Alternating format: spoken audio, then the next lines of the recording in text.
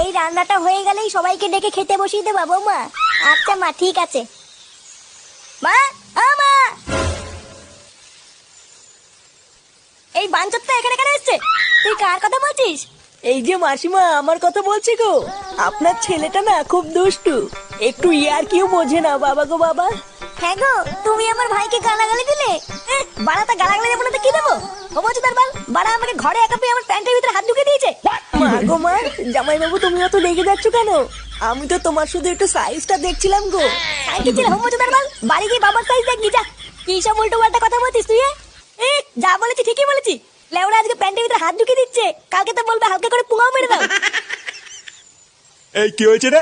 এত চেঁচামেচি কিসের? দেখুন না মেশামশাই, মা গো মা, আপনার ছেলে একটু ইয়ার কিউ বোঝে না। ওটাই আর কি ছিল বাঞ্চদ? দেখেছেন তো কিভাবে বলছে। দেখো মা, আমি কিন্তু বলে দিচ্ছি, এই চুদির ভাই যদি বাড়িতে থাকে আমি কিন্তু বাড়ি থাকবো না, বলে দিলাম। চোরে বাচ্চা, তুই ঘর থেকে বেরিয়ে যা। আমরা কোনো কাজকর্মের বেলায় নেই, কোনো রোজগার পাতি নেই, আবার বড় বড় কথা। ও বাড়া, মায়ের থেকে মাসির দরদ বেশি, তাই তো? বাড়া এখন তো দেখছি আমার থেকে এই বাড়িতে এই হোমোচোদার দাম বেশি। লেওরা যেদিন এই হোমোচোদাটা তোমার ধুতির ভিতরে হাত ঢুকিয়ে নেয়ানারি করবে সেদিন বুঝবা বালের এই বাড়িতে আমার কোনো দামই নেই।